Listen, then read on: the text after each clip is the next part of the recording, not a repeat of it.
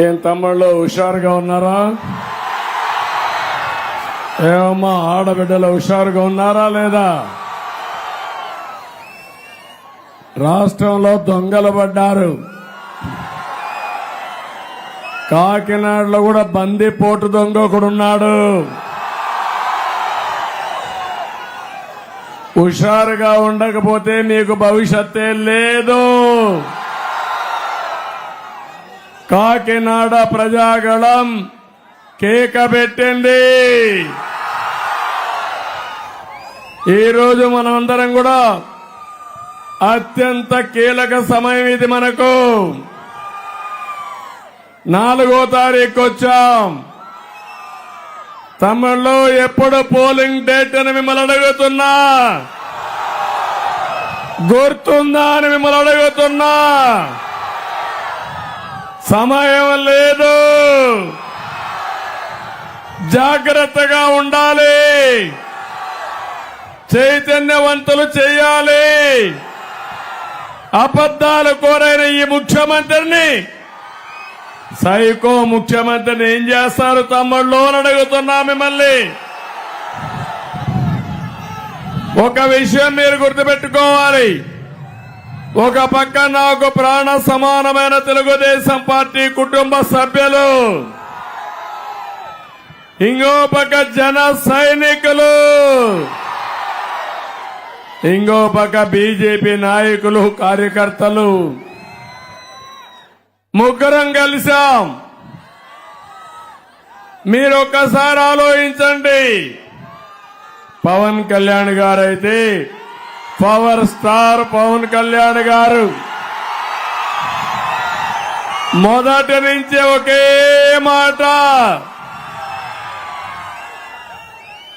YSR Congress party vote చీలకూడదు,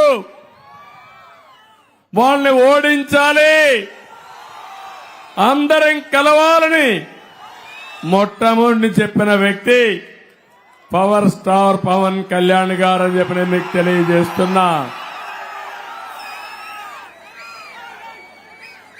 నన్ను గాని పవన్ కళ్యాణ్ గారు గాని ఎన్ని ఇబ్బందులు పెట్టారో చూశారా తమ్ముళ్ళు అని మిమ్మల్ని అడుగుతున్నా. మేము ఇబ్బందులను అధిగమించింది మీ బిడ్డల భవిష్యత్తు కోసం. ఆ విషయం మీరు గుర్తుపెట్టుకోండి. నేను పోయిన ఎన్నికల్లో ఒక మాట చెప్పాను, జ్ఞాపకం ఉందా? ఒక్క ఛాన్స్ అని కరెంటు తీగలు పట్టుకుంటే షాక్ కొడుతుందని చెప్పానా లేదా? కొట్టిందా లేదా? ఇప్పుడు చేతులెత్తి జోడించి చెప్పా, ఏమీ పట్టించుకోలేదు మీరందరూ నా మాట. ఈరోజు మీరు చూస్తే పెద్ద సైకో తాడేపల్లి ప్యాలెస్ లో ఉంటే ఇక్కడ ఒక సైకో తయారయ్యాడు.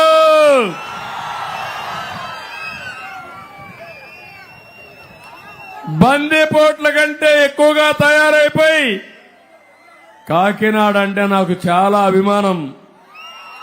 నేను మెచ్చిన నగరం ఈ కాకినాడ. ఎందుకంటే చిన్నప్పుడు మేము వినేవాళ్ళం, తర్వాత నేరుగా చూశాను. తర్వాత కాకినాడ అభివృద్ధికి పాటుపడిన వ్యక్తిని నేను. బ్రిటిష్ వాళ్ళ పీరియడ్ నుంచి స్ట్రైట్ రోడ్లుండే ఏకైక నగరం ఆంధ్రప్రదేశ్ లో కాకినాడ.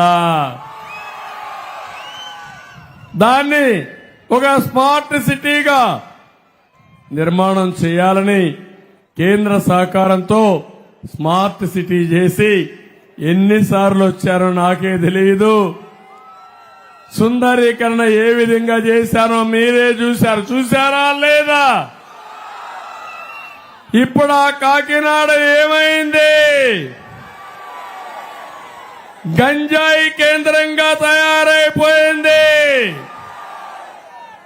డ్రగ్స్ క్యాపిటల్ గా తయారైపోయింది, దొంగ బియ్యం రవాణా కేంద్రంగా తయారైంది.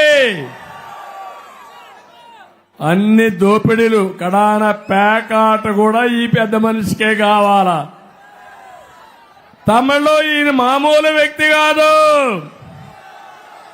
జగన్మోహన్ రెడ్డి బినామీ. ఆయన ఆస్తులు ఈయన పేరుతోనే ఉన్నాయి. అవునా కాదా? అవునా కాదా? అవునంటే చేతుల పైకి ఎత్తండి. ఈ దొంగ, ఆ గజ దొంగ ఇద్దరు కలిసి, అందుకే మొన్న వచ్చాడు ఇక్కడికి. బాబాయిని గొడ్డలతో లేపేసిన వాడు పిల్లవాడు. నేను చెప్పా, పిల్లవాడైతే పార్లమెంట్ కదా పోవాల్సింది, పలకా బలపం ఇచ్చి ఎలిమెంటరీ స్కూల్కి పంపించమన్నా. ఇక్కడ చాలా మంచివాడు, సాధు జంతువు, నోట్లో ఏలు పెడితే కొరకడు. ఎక్కడ పెట్టాలి? ఈయన తీసుకుపోయి మ్యూజియంలో పెట్టాలి. ఏమనుకుంటున్నాను అంటే, ప్రజలంటే లెక్కలేనితనం వచ్చింది అంటే నీకు భయపడాలి. తమలో మీలో కూడా పిరికితనం ఉంది, ఉంది, ఉంది, ఉంది.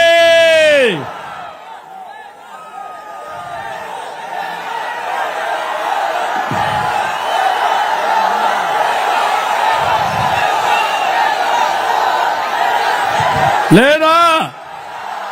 రోషం ఉందా? ఈ సిటీని నాశనం చేసిన వాడిని ఏం చేస్తారు? బొంద పెడతారా? బంగాళాఖాతంలో కలిపేస్తారా? నమ్మకమేనా? ఏం తమ్ముళ్ళు నమ్మకమేనా? ఏమమ్మా ఆడబిడ్డలు గట్టిగా చెప్పండి, కూడా చెప్పండి. ఏ సరే, ఎందుకు నేను ఈ మాట వాడుతున్నానంటే, ఈ రాష్ట్రంలో ఒక అహంకారి సైకో, ఇక్కడ పిల్ల సైకో. అక్కడ మీరు చూస్తే విధ్వంసమే విధానం. అమరావతిని నాశనం చేశాడు, పోలవరాన్ని గోదావరిలో కలిపేశాడు, ఇండస్ట్రీస్ తరిమేశాడు. ఊరికొక సైకోని తయారు చేసి మీ భవిష్యత్తును సర్వనాశనం చేసిన వ్యక్తి ఈ జగన్మోహన్ రెడ్డి సైకో అని చెప్పి నేను మీకు తెలియజేస్తున్నా. నేను అడుగుతున్నా మిమ్మల్ని, ఈస్ట్ గోదావరి జిల్లా అంటే ప్రశాంతతకు మారుపేరు, అవునా కాదా? ఎప్పుడు కూడా పౌరుషంగా మాట్లాడరు మీరు, అంత గౌరవంగా చూస్తారు. ఎవరన్నా మంచినీళ్ళు అడిగితే కొబ్బరి నీళ్ళు ఇచ్చే మనస్తత్వం మీది. 5 ఏళ్ళు ఏమైంది? రౌడీజం వచ్చిందా లేదా? నేరాలు పెరిగాయా లేదా? గంజాయి వచ్చిందా లేదా? ఏంటి అరాచకం? పవిత్రమైన గోదావరి సాక్షిగా నేను చెప్తున్నా, ఇలాంటి జిల్లాలో ఇలాంటి దుర్మార్గులు వచ్చి ఈ జిల్లాని మరొక పులివెందల చేయాలంటే వదిలిపెడతామా తమ్ముళ్ళు అని అడుగుతున్నా. ఇక్కడుండే ఎమ్మెల్యేకి ఎంత కొవ్వెక్కిందంటే పవన్ కళ్యాణ్ ని సవాలు విసురుతాడు. ఆయన గోటి, ఆయన కాలు వేలు గోటి కూడా సరితూగని నువ్వు లెక్క లేకుండా మాట్లాడతావా నువ్వు? కబద్దార్, గుర్తుపెట్టుకో. ఎవరితో పెట్టుకుంటున్నావో గుర్తుపెట్టుకో. దోపిడీ చేయడం అంత ఈజీ కాదు.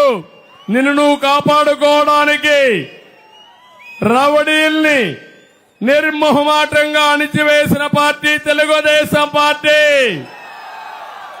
నిజ జీవితంలో కూడా గబ్బర్ సింగ్ నా మిత్రుడు పవన్ కళ్యాణ్ గారు.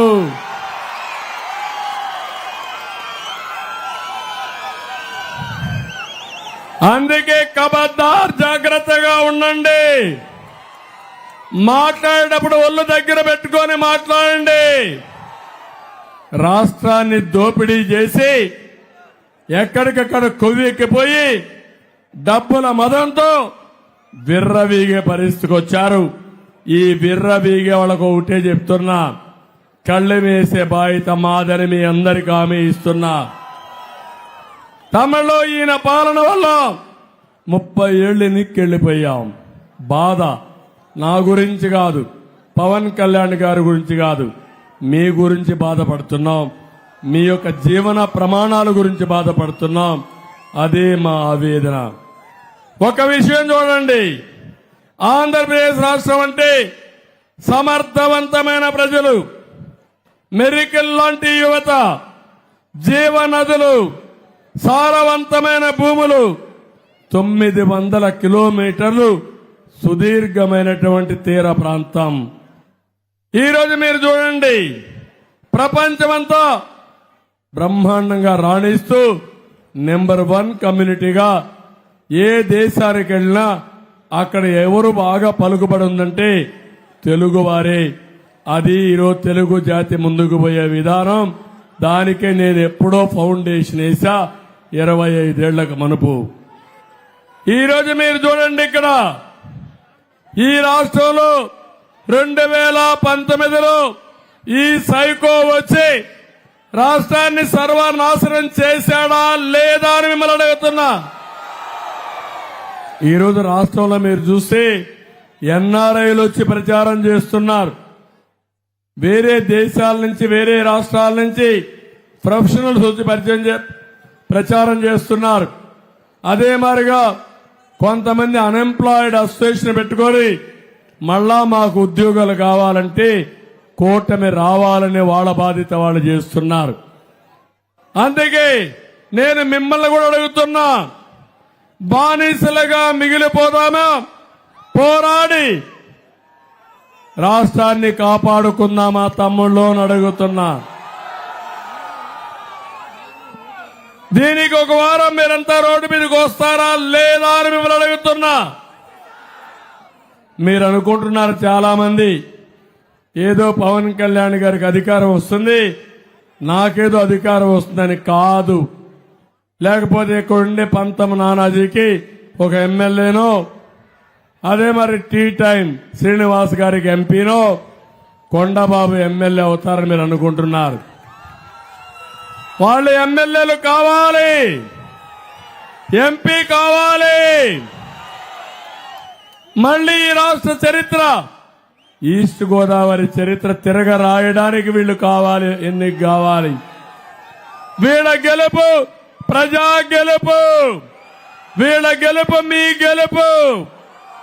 ఆ విషయం మీరు గుర్తుపెట్టుకోవాల్సిన అవసరం ఉంది. అందుకని నేను ఒకే ఒక విషయం అడుగుతున్నా. ఈరోజు మేము పొత్తులో వచ్చాం. ఒక మాటలో చెప్పాలంటే 3 పార్టీలు కూడా త్యాగాలు చేశాం. ఒకసారి ఆలోచించండి, ఎప్పుడు కూడా తెలుగుదేశం పార్టీ 31 అసెంబ్లీలు, 8 పార్లమెంట్లు పొత్తులో ఇచ్చిన సందర్భం లేదు. బలమన్న పవన్ కళ్యాణ్ గారు 21 అసెంబ్లీ సీట్లు 2 పార్లమెంట్తో సర్దుకునే పరిస్థితికి వచ్చాడు. కేంద్రంలో అధికారంలో ఉండే బీజేపీ 10 అసెంబ్లీ సీట్లు, 6 పార్లమెంట్ సీట్లు అడిగే పరిస్థితికి వచ్చారు. ఈరోజు మేము తగ్గాం. ఒకరు ఎక్కువ ఒకరు తక్కువ కాదు. మీ భవిష్యత్తు కోసం ప్రజలు గెలవాలి, రాష్ట్రం నిలబడాలి, ఈ రాష్ట్రాన్ని కాపాడాలని ఏకైక ధ్యేయంతో కలిశామని చెప్పి కూడా నేను మీకు తెలియజేస్తున్నా. 13 లక్షల కోట్ల రూపాయల అప్పుంది. అన్ని వ్యవస్థలు సర్వనాశనం అయిపోయినాయి. పోలీసు వ్యవస్థ అయితే మొన్నటి వరకు భ్రష్టు పట్టిపోయింది. ఈరోజు కనీసం ఈ మీటింగ్ అయినా ఆర్గనైజ్ చేస్తున్నారు. దానికి కారణం సైకోను చూస్తే భయం పోయింది. ఎటు సైకో రాడు, అది పోలీసులు కూడా తెలిసిపోయింది తమ్ముళ్ళు అని మీకు తెలియజేస్తున్నా. వాళ్ళ తప్పు కాదు. వాళ్ళని బెదిరించాడు. ఒకవేళ వినకపోతే రిజర్వ్లో పెట్టి జీతాలు రాకుండా వాళ్ళ కుటుంబాల పొట్టగొట్టిన దుర్మార్గుడు ఈ సైకో జగన్మోహన్ రెడ్డి అని చెప్పి నేను మీకు తెలియజేస్తున్నా. అందుకే ఈరోజు మేమందరం మిమ్మల్ని అడుగుతున్నాం. ఈరోజు మీరందరిలో కూడా ఒక ఆలోచన రావాలి. సైకో పోవాలి, ఎన్డీఏ రావాలి, మనం బాగుపడాలి. సర్వజనులు సంక్షేమం కోసం మేము మీకోసం పనిచేస్తామని చెప్పి కూడా నేను మీకు తెలియజేస్తున్నా. అందుకని ఈరోజు మీరు ఒకసారి చూస్తే మాది ప్రజా మేనిఫెస్టో, జగన్ది నకిలీ నవరత్నాలు. జగన్ మేనిఫెస్టో వెలవెలబోయింది. ప్రజా మేనిఫెస్టో గలగలలాడుతా ఉంది. ఎక్కడ పోయినా ప్రజల్లో ఒక నమ్మకం వచ్చింది. తమిళలో అటు కేంద్రంలో మోడీ గ్యారంటీ కూడా ఇచ్చాడు. అవి కూడా అనుసంధానం చేసుకుని రాష్ట్ర అభివృద్ధి ధ్యేయంగా పనిచేస్తాం. ఆ విషయం మీరు గుర్తుపెట్టుకోవాల్సిందిగా నేను కోరుతున్నా.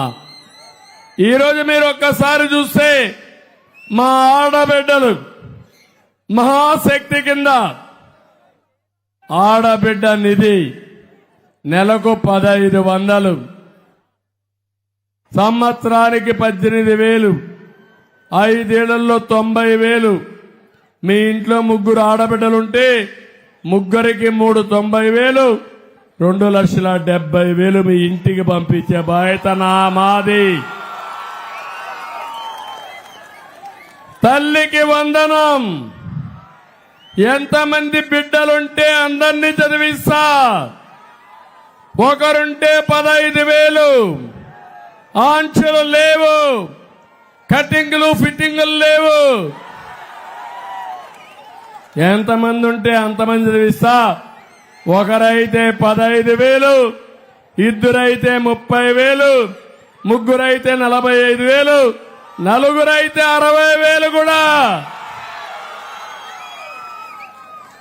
నేనే దీపం పెట్టాను. వంట గ్యాస్ ఇచ్చారని జ్ఞాపకం ఉందా చెల్లెమ్మలు? మరిచిపోయారు అప్పుడప్పుడు. డాక్రా సంఘాలు పెట్టింది నేనే కదా. మీకు ఆస్తిలో సమాన హక్కు ఇచ్చింది మన నాయకుడు ఎన్టీఆర్, అవునా కాదా?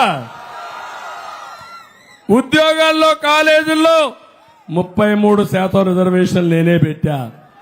దానివల్ల ఇప్పుడు రివర్స్ కట్నం వచ్చింది. మగపిల్లలు కట్నం ఇవ్వాల్సిన పనిలే, ఆడపిల్లలకు మగపిల్లలు ఇచ్చే పరిస్థితికి వచ్చారు, అవునా కాదా అని అడుగుతున్నా. 3 వంట గ్యాస్ సిలిండర్లు ఉచితంగా ఇస్తా, దీపం వెలిగిస్తా. మళ్ళీ మిమ్మల్ని అందరినీ మా ఆడబిడ్డలను ఆదుకునే బాధ్యత నాది. ఇది కాకుండా ఆర్టీసీల్లో ఉచిత ప్రయాణ సౌకర్యం.